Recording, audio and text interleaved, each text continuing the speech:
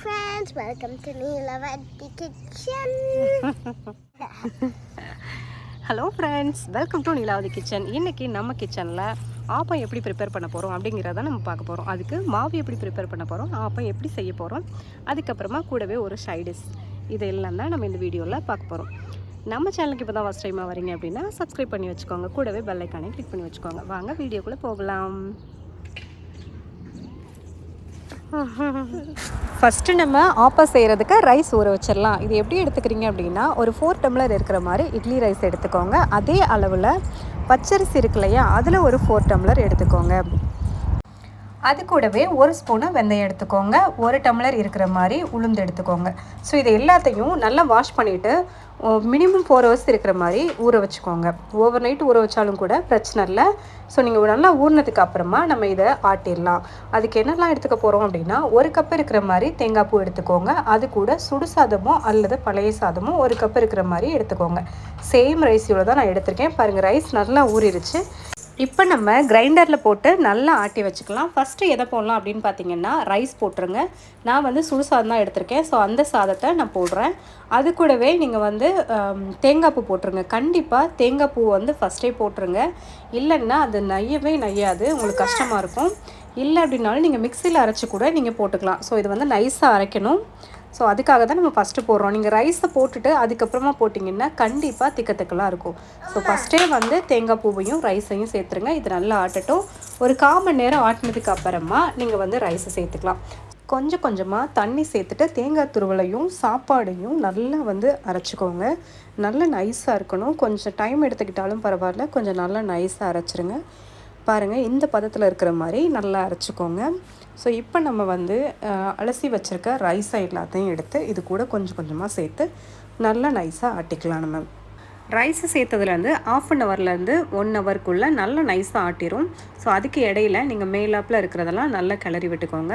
நீங்கள் கொஞ்சம் நேரத்துக்கு அப்புறம் பார்த்தீங்கன்னா, நீங்கள் தொட்டு பார்க்கும்போது எந்த திக்க திணறல் இல்லாமல் கொஞ்சம் நைஸாக இருக்கணும்.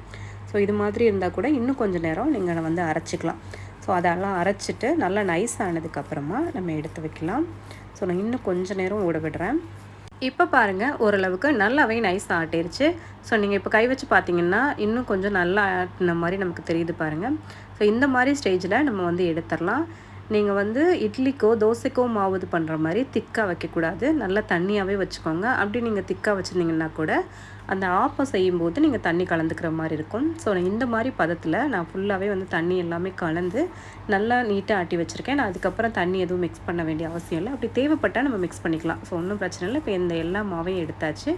அது கூட நான் உப்பு கலந்துட்டு நான் மிக்ஸ் பண்ணி வைக்கிறேன்.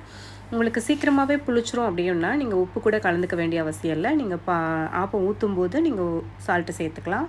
ஸோ நான் சால்ட்டு எல்லாமே சேர்த்துருக்கேன். நான் இங்கே கோல்டு கண்ட்ரியில் இருக்கேன். ஸோ கனடாவில் இருக்கிறதுனால எனக்கு கொஞ்சம் டைம் எடுத்துக்கும் புளிக்கிறதுக்கு. ஸோ நான் உப்பெல்லாம் கலந்துட்டு நான் டெம்பரேச்சர் மிதமாக இருக்கிற இடத்துல நான் வைக்க போகிறேன். ஸோ நல்லா பாருங்கள், இந்த அளவுக்கு தண்ணியாக ஆட்டிட்டு நான் இதை மூடி வச்சிட்றேன். அவுட் சைடு நான் ஓவர் நைட்டு வைக்க போகிறேன். ஸோ அதுக்கப்புறமா நம்ம காலையில் எடுத்து பார்க்கலாம் எப்படி இருக்குது.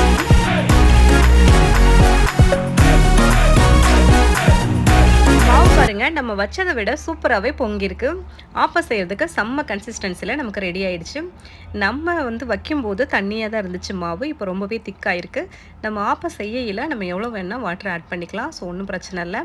இதில் சேர்த்துருக்க சாதம், அதுக்கப்புறமா வெந்தயம், இதெல்லாம் பார்த்திங்கன்னா நடுவில் பயங்கர சாஃப்டாகவும் ஓரத்தில் கிறிஸ்பியாகவும் நமக்கு இருக்கும். சரி, நம்ம செஞ்சு பார்த்துடலாம். ஸோ இது அப்படியே இருக்கட்டும். நம்ம அதுக்கு முன்னாடி தேங்காய் பால் ரெடி பண்ணிட்டு வந்துடலாம். தேங்காய் பால் செய்கிறதுக்கு நான் என்ன பண்ணியிருக்கேன் அப்படின்னா, ஒரு ஃபுல் கோகோனட் எடுத்துக்கிட்டேன். அது நல்லா அரைச்சிட்டு எதுவுமே சேர்க்கல, வெறும் தேங்காய் மட்டும் அரைச்சிட்டு நல்லா திக்காக லைட்டாக மட்டும் தண்ணி சேர்த்துட்டு அரைச்சிட்டு நம்ம வடிகட்டி திக்கான பாலாக நம்ம எடுத்துக்கலாம். ஸோ இந்த பாலில் லைட்டாக ஸ்வீட் ஆட் பண்ணிவிட்டு அதை நம்ம ஆப்பத்து கூட சேர்த்து சாப்பிட்டோம்னா செம்ம டேஸ்ட்டாக இருக்கும். 2-3 தடவை நம்ம வடிகட்டி திரும்ப நல்லா நைஸாக அரைச்சிட்டு அதில் உள்ள மொத்த பாலையும் நல்லா புழிஞ்சு எடுத்துக்கோங்க. ஸோ எடுத்து வச்சுட்டு அதுக்கப்புறமா நீங்கள் தேவையான அளவு சுகர் போட்டுக்கலாம். இந்த சைடிஷ் மட்டும்தான் ஆப்பத்துக்கு பண்ணிக்கணுமா அப்படிங்கிறது இல்லை. நம்ம குருமா கூட செஞ்சுக்கலாம், கடலைக்கறி இந்த மாதிரியெல்லாம் கூட வச்சுக்கலாம். ஸோ எதை நம்மளுக்கு பிடிச்சிருக்கோ அதை செய்யலாம். இது ரொம்ப ஈஸியானது ஒன்று. அதுவும் தேங்காய் பால் சத்தானதும் கூட, எல்லாருமே விரும்பியும் சாப்பிடுவாங்க. வாசத்துக்காக 2 ஏலக்காய் எடுத்து நல்லா நச்சு உள்ளே சேர்த்துக்கோங்க. நல்ல வாசமாக இருக்கும் இந்த பால் சாப்பிடும்போது. அதுக்கப்புறம் இந்த பால் கூட லைட்டாக டேஸ்ட்டுக்காக லைட்டாக வந்து சால்ட் ஆட் பண்ணிக்கோங்க. ஒரு பிஞ்ச் அளவு போட்டிங்கன்னா போதும். அதுக்கப்புறம் 2லேருந்து 3 ஸ்பூன் இருக்கிற மாதிரி நம்ம ஸ்வீட் சேர்த்துக்கோங்க. வேறு ஸ்வீட் அண்ட் எதுனாலும் நீங்கள் சேர்த்துக்கலாம். ஸோ லைட்டாக வந்து சேர்த்துக்கோங்க. உங்களுக்கு எவ்வளோ பிடிக்குமோ அவ்வளோ சேர்த்துக்கோங்க. ஸோ இதை நல்லா மிக்ஸ் பண்ணிவிட்டு அதுக்கப்புறமா நம்ம ஆப்பம் செஞ்சுட்டு அப்புறம் சாப்பிட்ற வேண்டியதான். ஸோ பாருங்கள், பார்க்கவே நல்லா வந்து பால் மாதிரியே இருக்குது. நீங்கள் ஒரிஜினல் பால் கூட சேர்த்துக்கலாம். ஆனால் அந்த தேங்காய் பாலோட வாசமும் ஆப்பத்து கூட சேர்த்து சாப்பிடும்போது அதோட டேஸ்ட்டு வேறு லெவலில் இருக்குது. ஸோ நீங்கள் இதையே வந்து ட்ரை பண்ணி பாருங்கள். அதுக்கப்புறம் இப்போ நீங்கள் சாப்பிடல, கொஞ்சம் லேட்டாக தான் சாப்பிட போகிறீங்க அப்படின்னா தேங்காய் பாலை ரொம்ப நேரம் வச்சுக்கலாமா அப்படின்னா கண்டிப்பாக ரொம்ப நேரம் வச்சுக்க முடியாது.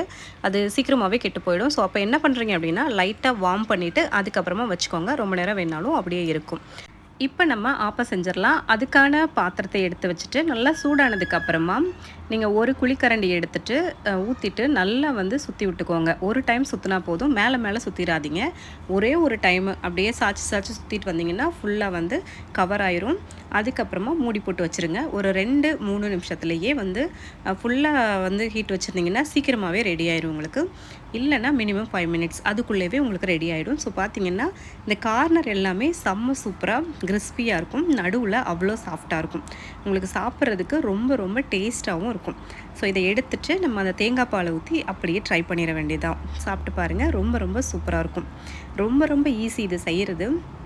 ஸோ எங்கள் அம்மாலாம் இப்படி தான் பண்ணி கொடுப்பாங்க. நான் சின்ன வயசில் இருக்கும்போது ஒரு ஆப்பம் இந்த சைடு திரும்பி இருக்கும், அடுத்த ஆப்பம் ஆப்போசிட் சைடில் திரும்பி இருக்கும்.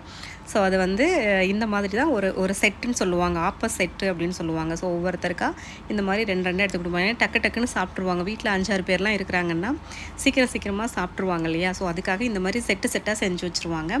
ஸோ வந்து சுட சுட அவங்க எடுத்து கொடுக்க ஆனால் அது வந்து தோசை மாதிரியே குயிக்காக ரெடி பண்ணிடலாம். ஸோ அதனால் டக்குன்னு நம்ம செஞ்சு கொடுத்துடலாம். நீங்கள் இதே மாதிரி செஞ்சு சாப்பிட்டு பாருங்கள், கண்டிப்பாக உங்களுக்கு பிடிக்கும். ஸோ என்னடா இதுக்கெல்லாம் தனியாக ஆட்ட வேண்டியதாக இருக்கா அப்படின்னா நீங்கள் ரொம்ப குவான்டிட்டி போட வேண்டியதில்லை. நான் போட்டிருக்க குவான்டிட்டி கொஞ்சம் அதிகம் தான். நான் ஒரு 5-6 பேர் இருக்கிறதுனால நான் வந்து 2 தடவை 3 தடவை செய்கிற மாதிரி நான் போட்டு வச்சுருக்கேன். ஸோ நீங்கள் வந்து இதில் ஹாஃபாக எடுத்து கூட நீங்கள் பண்ணலாம். ரொம்ப ரொம்ப டேஸ்ட்டாக இருக்கும். நம்ம சாப்பிட்டு பார்க்கலாம். ஸோ இதில் நம்ம மிக்ஸ் பண்ணி வச்சுருக்கேன் அந்த தேங்காய் பாலை சேர்த்துட்டு நம்ம சாப்பிட்டு பார்க்கலாம். ரொம்ப ரொம்ப சூப்பராக இருக்கும். நீங்கள் ட்ரை பண்ணி பார்த்துட்டு எனக்கு கமெண்டில் சொல்லுங்கள். அவ்வளோதாங்க, நம்ம ஆப்பம் சூப்பராக ரெடி பண்ணிட்டோம். இந்த வீடியோ உங்களுக்கு பிடிச்சிருந்தா லைக் பண்ணுங்கள், ஷேர் பண்ணுங்கள், கமெண்ட் பண்ணுங்கள். கண்டிப்பாக சப்ஸ்கிரைப் பண்ண மறக்காதீங்க. மீண்டும் ஒரு சூப்பரான வீடியோவில் பார்க்கலாம். தேங்க்ஸ் ஃபார் வாட்சிங்.